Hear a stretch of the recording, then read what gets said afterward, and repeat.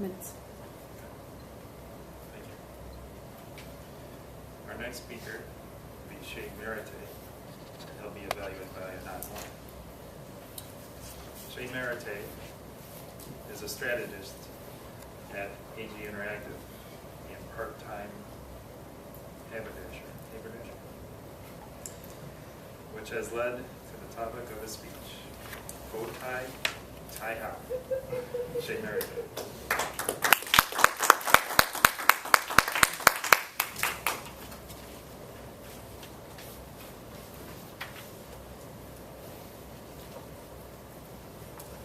Hello, Toastmasters and other guests. So, I'm pretty lucky. I get to spend a lot of time with guys who are getting ready for some of the most important parts of their life. Graduating from high school and college, getting ready for weddings, going to their formal, and getting their first job. I help guys dress for success.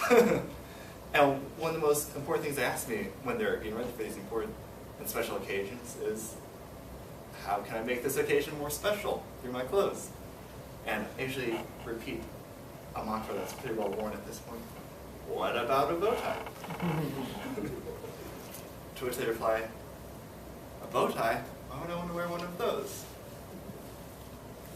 As I was preparing for this speech, I was reading an article from the New York Times, and I think this really gets to the heart of a lot of guys' misconceptions about bow ties are.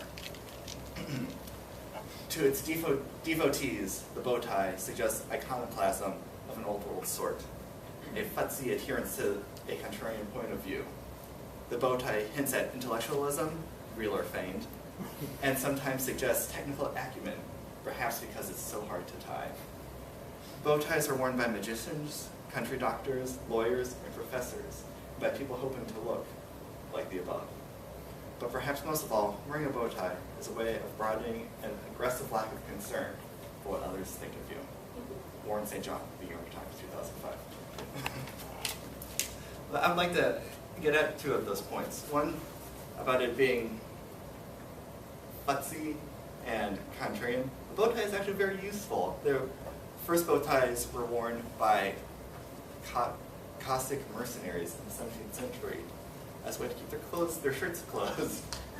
And through the years, they just become a more functional piece of neckwear versus a long tie. Lots of doctors wear a bow tie because it doesn't get in whatever muck and mire like a normal tie, or can't get pulled on. So it's pretty functional if you have to wear a tie in that sense. But more to the point of this speech, bow ties are not that hard to tie. In fact, half of the steps of a bow tie are just like tying a normal tie. So when people say, I can't tie a bow tie, I ask, can you tie a regular tie? And usually they can. And even if they can't tie a regular tie, the knot that is used in a bow tie is called the shoelace knot. So if you can tie your shoes, you can also tie a bow tie. And if you can't, we're going to have some problems. So tying a bow tie is really, really easy. There are in fact 10 very easy steps. And only 8 of them require tying the tie.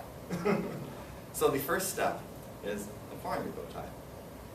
And then sizing it correctly. Most bow ties have a little hook on the inside that allows you to adjust the neck size to your neck size. So if you don't know your neck size, just look in the back of your shirt. I'm like a 16 and a half, 16 and a quarter. The next step is to get a collared shirt. You can wear one without a collared shirt, but it looks kind of silly. So you just button up your shirt, then also pop your collar. And then the third step, much like tying a normal tie, is you just drape it over your make sure one side is longer than the other. I like to make sure about halfway of like one point touching the rounder part of most bow ties. Then, as in tying a normal tie, you go up, or over, under, and through.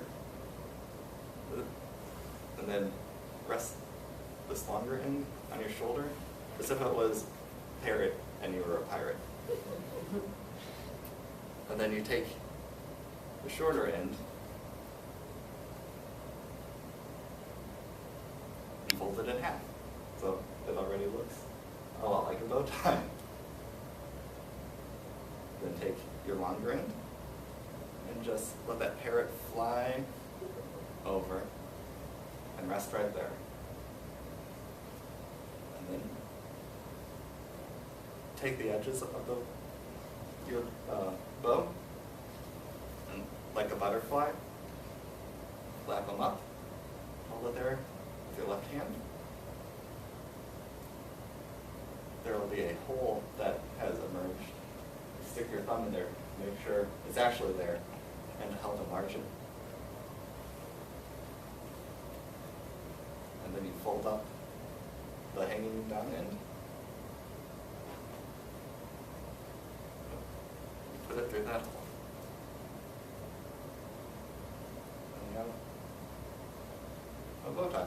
And then the 10th and final step is usually with a mirror. Organize it and make sure everything makes sense and looks like a bow tie. But that's 10 easy steps in less than 3 minutes to get a very fancy accoutrement. And then as I end this speech, I'd like to do the advanced 11th step, which is at the end of the day, or the formal, or the wedding.